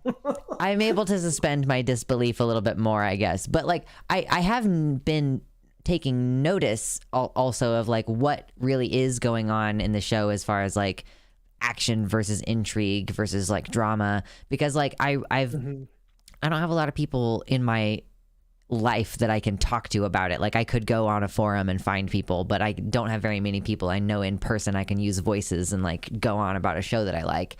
So I was like trying to decide if I was going to try to get my partner to watch it, and I'm like realizing that I'm like, yeah, a lot of this is just really very interpersonal, like, and there are a lot of dramatic pauses, and like the whole show is basically built so far, at least, like obviously there's going to be dragon fights and shit later, but so far it is kind of just built on like inter-family dramas and keeping track of whose relationship is to who. And I was like, yeah, I don't actually think that he would like this show. As sad as it is. I don't mind like interpersonal drama stuff. Like Made in Abyss, a lot of it is just like interpersonal stuff, or like just finding ways to survive. It's not necessarily a lot of action. It just has more interesting ideas and interesting characters. In House of the Dragon, I'm just like, if this were real life, I would kill all of these people. Like, these are the people that we would, behead in the fucking revolution. I can't stand any of them. I mean, that's fair. That's fair. I'll give you that. I like Matt Damon's acting when he's like a borderline villain. But yeah, it's like when I first was learning how to drive a car, I like could not stop thinking about the fact that I'm like inside a hurtling metal cage, So like, yeah. It's I can see that being like, it's hard not to think about how like inherently fucked up monarchy is. Yeah, and we just have so much media about it, and I'm just like, I don't care. And also so much media about like a good guy inheriting the throne, and it's just like, I mean, I guess like that's not gonna solve anything. That never solved anything in the real world. Why is it any different in this show? Yeah, the ending they did really shit the bed at the ending of the other show. Like for this one, at least it's like at least everyone is kind of fucked up, like to some degree. Like everyone is kind of bad. So for like anyone can have the perspective of like, oh, well, this person is the good guy, obviously, and then some other person could be like, that person is very obviously the villain. Like I think George Martin has said that like it's not so much about the political intrigue. It's basically like about the like familial intrigue, but with the stakes really raised, like because it comes down to like the kingdom rests on whoever, like it really like depends, like it matters a lot who fucks who and like who fathers whose children and everything. But that essentially does mean that it is just like a soap opera that's just shot better. Yeah, it's a soap opera with dragons. Yeah. And I like the dragons, but I'm, I guess, also appreciating the soap opera aspect of it too. I don't know, I kind of like The Witcher more. I didn't like The Witcher because I thought that the way that the first season was written was really stupid. I'm not familiar with any of the source material. I just found that when the twist happened, spoilers, at the end of the season, that these events were not happening concurrently. It was like this storyline we've been following is actually happening as a prequel to the other storyline, you know? Oh, no, I think that's I found great. that really irritating, actually. Oh no, I thought that was awesome. And then everything like clicks interesting. into place. Yeah, I don't know. I just thought it was really irritating. And maybe also because like the internet had led me to believe that it was going to be a kind of gay show, and then it was very aggressively heterosexual. that did it too, for sure. That's fair. I really liked it. I also liked the second season. The second season was pretty cool. Had some really good stuff. Ooh, you know what you should watch? You should watch Dirk Gently. I should watch what? Dirk Gently. Dirk Gently's holistic detective agency. It's on Okay. Netflix. Or actually, I think it might be on Hulu now. Okay. Oh, It's Elijah really Wood is good. in this. Yeah, it's a comedy mystery, and it's so fucking funny. Okay. Unfortunately, it's written by a terrible person, but it's still really funny. Who wrote it? Max Landis. I've not heard of this person. What did he do? He's just he's a sex pest, basically. I don't remember everything, but basic gist is he's a sex pest. In Hollywood, plenty of 'em. as everyone is, yeah, as like everyone is in Surprise, Hollywood. surprise. Yeah, but at least he's not as horrible as the guy who directed the X-Men series. Oh God. I've been, I guess, missing out on some Hollywood news. I didn't even know that there was more Yeah, and Bryan more. Singer. He's a pedo. Oh God, of course. Yep. There's like Pedo Island, so there had to have been plenty of them. Again, with the, like we were talking about with Violet DS earlier, like it seems like weird sex pests are attracted to Hollywood. Like, You want to know the weirdest thing? Bret Easton Ellis, the writer of American Psycho, was on Epstein's Island, and it's just like, how can you get more ironic than that? Like, I mean, it's just- you really can't write that, you know? yeah, it's like, okay, I guess you wrote from experience then. Like, Jesus. For sure. Oh my God. Do you know Alaska said I only know Max Landis for the Wrestling Isn't Wrestling video? Do you know that one? Oh yeah. He's done some interesting videos on like pop culture stuff. That I still sometimes come back to because they are relatively interesting. But other than that, I've stopped trying to consume his work because like I'm good. But Dirk Gently is still just so fucking good, and there's so many other people involved that I can kind of like have that separation. Yeah, I mean, like, I can enjoy the first couple seasons of Game of Thrones because it wasn't just Dan and Dave. It was honestly, like, it was the fact that everyone else was so good at their jobs that made it possible for them to fail into the position that they ended up in. I love how the ending of Game of Thrones basically fucked them over for their Star Wars trilogy. I mean, yeah, like they were like signed up to do Star Wars, and then it was like, no, you fucked this up so badly, like you rushed it and wanted to get out of it so badly that you messed it up, and we don't want you to work anymore. I honestly, like, have they worked on anything? Like, Game of Thrones ended like 3-4 years ago now. What have they done in the meantime? Let's see. Let me check the IMDb. They really didn't even have any creds in the first place. Like, they truly just kind of like lucked into the situation. Yeah. Oh my God, Kevin Spacey. People are bringing up Kevin Spacey in the chat. I was just talking to somebody about how Kevin Spacey apparently that one proved to be fake. Has anybody heard any news about that in a while? I haven't thought about that in a long time. Oh my God. one of the Game of Thrones guys did the Gemini Man, the really bad Will Smith movie. Oh, I haven't seen that one. Oh no. That's fucking hilarious. There have been some bad movie decisions made recently. Like, why is The Rock gonna be in a superhero movie? I don't know. I hate him as a fucking actor. He's like, okay, he's just always the same guy. I hate him because he when he stars in movies, it's literally just because people know who he is. It's never a decision made to like have him act or do anything. It's literally just it's The Rock. You have The Rock. He's just there to Here's do The his Rock. eyebrow. He's there to be like, Yeah, at least with like Dave Bautista, he has like range. He has something to do, or like fucking Vin Diesel, he has his thing. But like The Rock is literally just The Rock. Like Jason Statham has action. He does stunts and stuff, and then you have just The Rock. I mean, it's like certain voice actors are like. I saw some people make a meme recently that was like complaining about certain voice actors having no range, but then that one voice actor who does like the voice of Krunk, like he basically only has the one voice, but everybody's like, no, you keep doing what you're doing. It's perfect.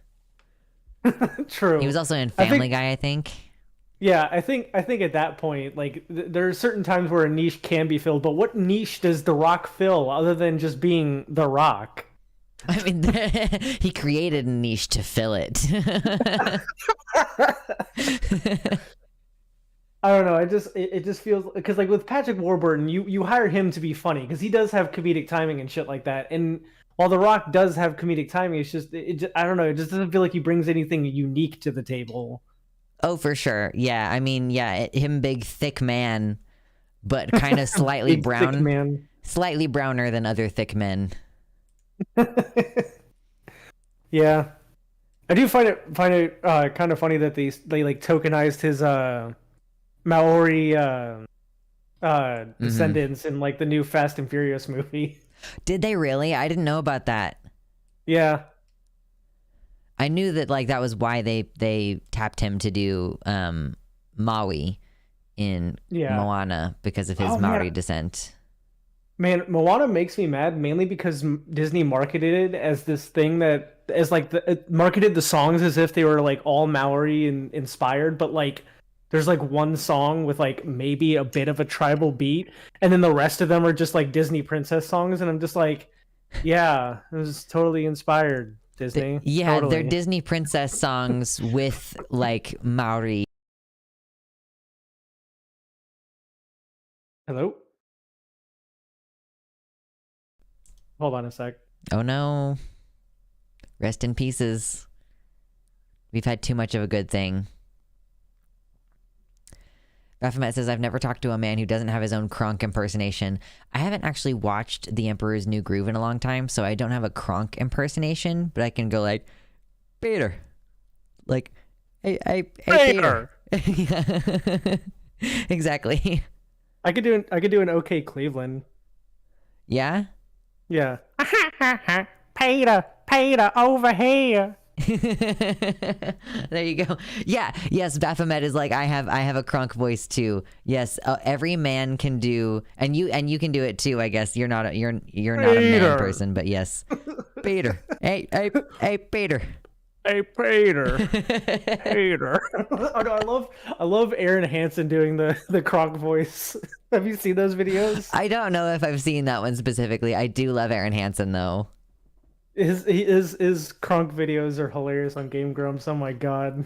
There's got to be a compilation or something at this point. There is. There definitely is. I also like his Obama. His Obama's funny. Oh my god, the Obamas are so funny. Do you ever watch the like fan remixes where they take like bits of the clips of them talking and like remix it into music?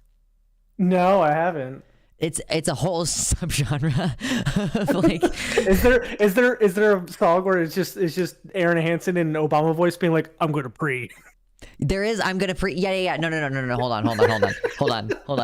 I have to pull up. I'm gonna pre for you. Fucking pre. Yeah, this is a whole song. Remember, you got to share it through Discord.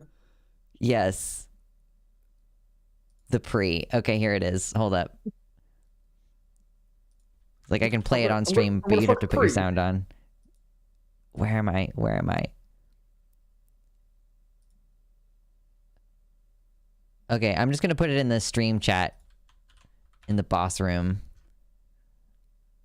So it's in the Discord there, and it's also in the chat. I can if I play it on stream, I don't think you'll be able to hear it, since you probably have the stream turned down. Yeah, I don't know how to do that. I don't ever stream through Discord. If I ever watch shit through Discord, it's because someone else is streaming it to me. But yeah, no, it's a whole subgenre. And like I used to think like, okay, I will have made it as a streamer when people are making fan art of me. And people have done that before. It's been a couple years now since I was involved in the communities that did fan art. Honestly, that's a little bit sad. But I now feel like I will have made it when I can like, because I sing during stream pretty often. Like I just will randomly, and so that's what these remixes are. They'll take.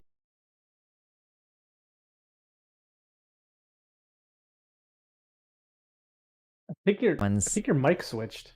Did my mic switch? It switched for like a split second. Discord is being funky. Well, it's still showing that it's using the right one. Oh man, there's a new technology. Well, it's not necessarily new, but it's called GPU direct storage. Okay. And it's basically where it cuts out the CPU from so when you get something from storage, and especially if it's going to the graphics card, it'll go to the CPU first and then dump it to the GPU. But there's a type of with GPU storage, it'll go directly from the storage device to the GPU, skipping the CPU, and thus taking the load off of your CPU. And I can't wait for that to be a thing in video games, because it would make video games run way fucking better. If they were not relying on your GPU as much for the processing. No, if they're not reliant on the CPU as much. I see. Yeah. Oh yeah. Because like all of the GPUs nowadays come with like some amount of onboard memory. Like yeah, and so it would just load directly onto the GPU memory rather than going through the CPU. Yeah, that would be convenient. I need to like build a whole second computer. Otherwise I will not be able to do any gaming shit through stream. Like I have so many tabs open right now. Oh, she's fine. It's like a Ryzen 5 processor. Radeon RTX 500 or something like that. It's probably RX 5800 or 580. 580 is probably what it is. I think if you were to just upgrade your graphics card, I think you'd be fine. I don't think you have to do a whole new system. That could do it. Yeah, I don't know what's more expensive. It's like getting another. It'd be more expensive to. It depends on what you want to do. If you want it to just stream, then like, I guess you can get a really cheap GPU, and then like some secondhand stuff. But I really think that you could probably just upgrade the graphics card and just be fine and be able to stream from it. Because building a new system, depending on what you want, could be more expensive than just getting the graphics card.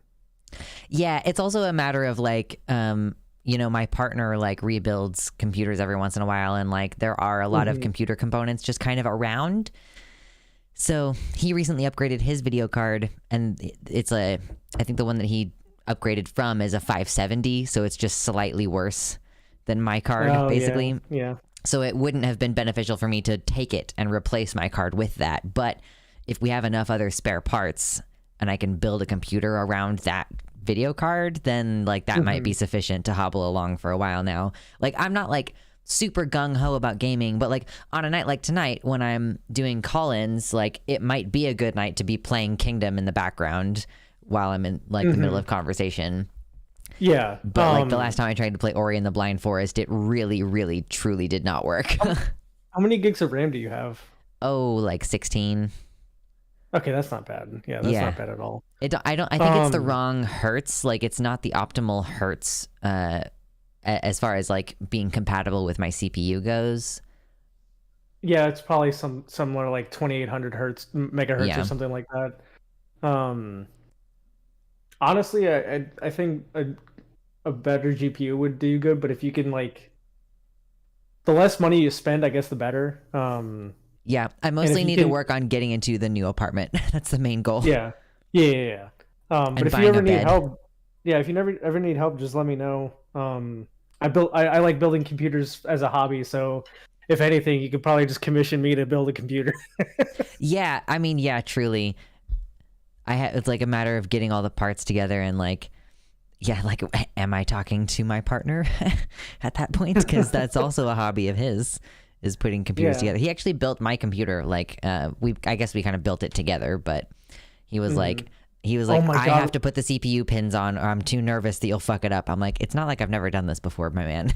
Watching Vosh build his computer was so fucking painful. I was just like, oh no. Yes, I wanted to teleport and just like be like, Vosh, this is how you do it. Like it's like putting a puzzle together. I know where all the pieces go.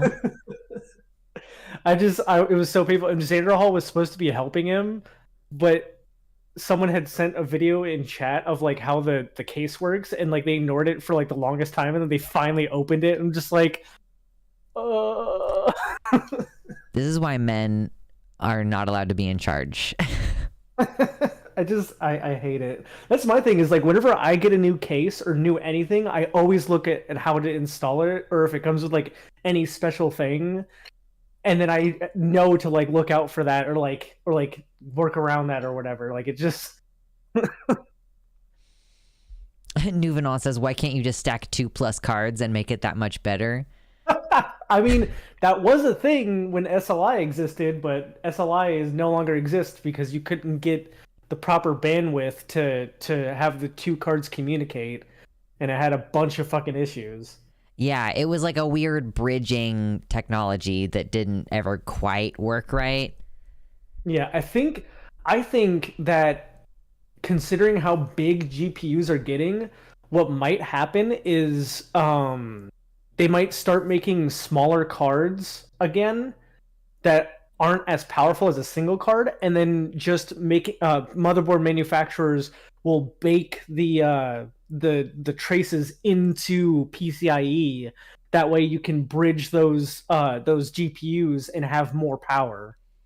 Yeah, or Violet in the YouTube chat, or sorry, in the website chat points out you can use 2 cards. Just use one for streaming and one for gaming. That too. Yeah, but or then just you getting have a to capture have, card. But then you have to have like, I don't know. You just, I don't know how that would work. The whole thing is complicated. Yeah, I could probably test that out because I've got 2 3080s. Yeah, could see how that goes. Yeah, there's one's in my rig down here, and then the other's in my VR rig in the living room.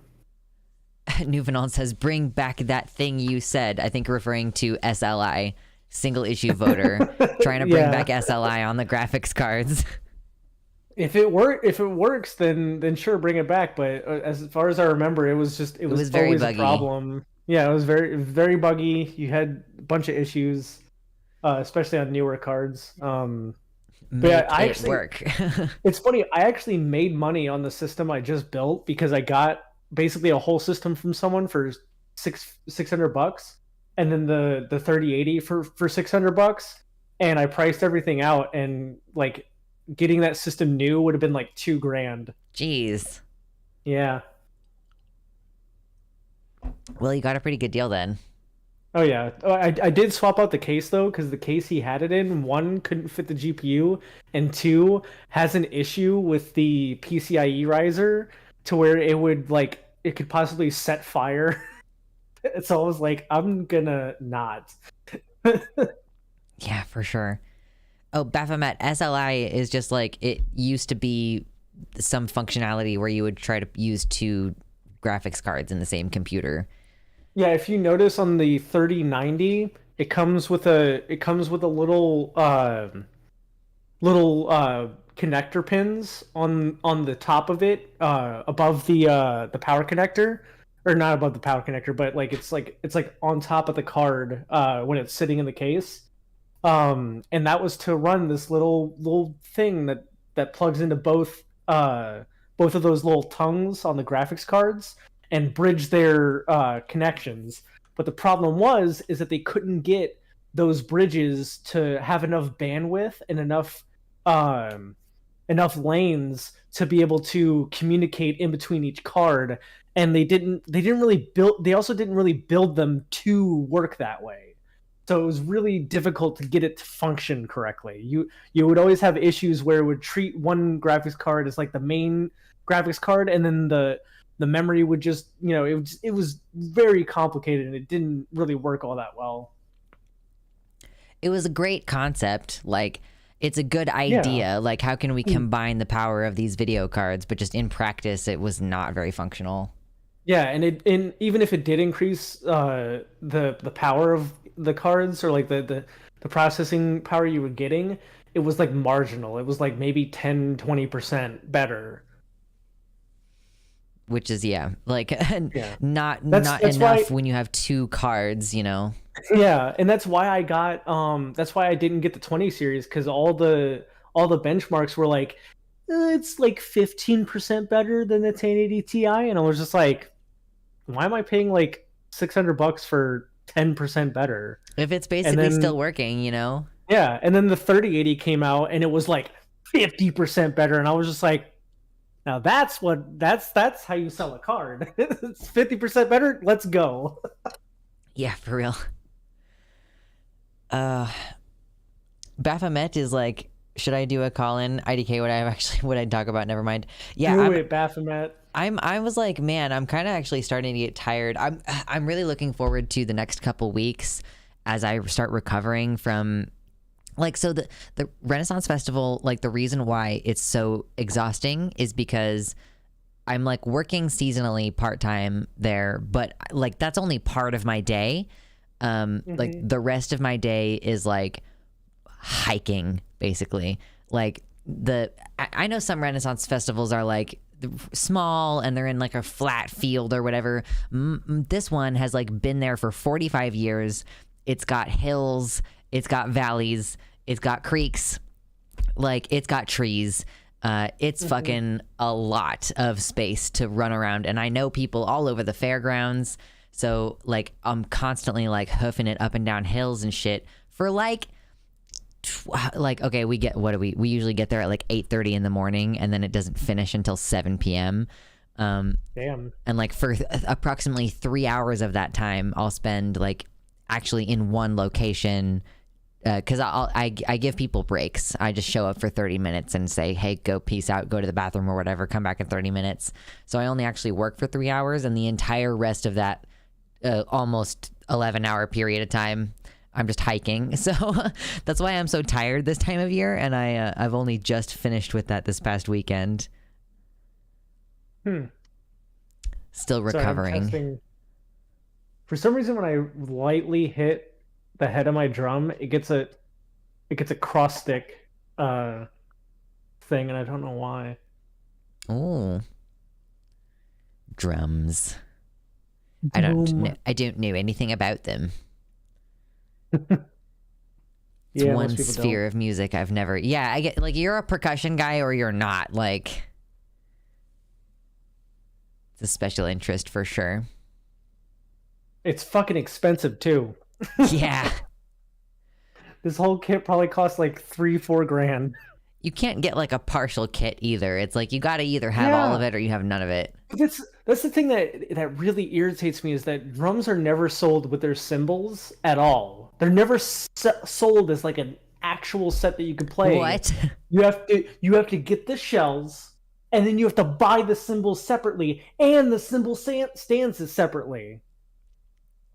It's a ripoff. They really are just trying to suck all of your money away. It sucks so bad, because like a single cymbal can be like $200, and then you have to buy a $100 cymbal stand. It's Oh my god, it's so expensive. That's absurd. Yeah, it's ridiculous. Capitalism. Like I get it to a certain point because drums are hard to make because you have to wrap the shells in a certain way and they sometimes wrap them in like special woods and stuff like that. So I can kind of understand why they're expensive, but at least have like packs, like instead of just like, oh, you just get the shells and then you have to buy the cymbals separate. Deuces. Like someone Why? has to sell them all. Like if you must ship them separately, then ship them separately. But please sell them together, for the love of God. It's so bad. I'm so glad that I was able to just get. That's another thing that makes like electronic drums so appealing is that you're spending about as much as you would on an actual kit, except you're getting everything in one box. For sure. Yeah. I like the idea of having like an electronic violin or something like that. Like that could be neat. Oh yeah, electronic stuff is very very useful and very versatile because I don't have to tune any of this. I could just fuck with the settings on my computer. Just start and make wailing on sound it. different. Yeah. For sure. Okay, I'm tired and I'm probably gonna go ahead and hop off this call and then hop off stream in about 2 minutes after that. All right. Well, thanks for having me on. Yes. Thank you for joining. Like, thank you for coming on. Like, anytime I have a call-in stream, I should just let you know beforehand because I feel like you can reliably be counted upon for at least 30 minutes of conversation. Oh yeah, no problem. Yes. So yeah, thank you for coming on. I'm always so glad to talk to you. I'm glad to have friends. And now that love hearing Renaissance your Festival voice. is done. Oh, really? Your voice is so fucking hot. Oh, well, thank you. Oh my gosh, I No appreciate that. All right, I'll talk to you later. Drop by more often. All right, we'll talk to you later. Bye. Bye. Oh my gosh. I enjoy having conversations with y'all on stream. We do a good enough job conversing with each other through the chat, you know. I do focus on the chat quite a bit, but it is still nice to have people come on and talk with their voices and have some actual dialogues back and forth. Smuggy. Good night, Mersh. Yes. Oh, Violet also adds, the coolest part is that you can use an electric drum kit to play any sound you want. So you can play a piano using drums.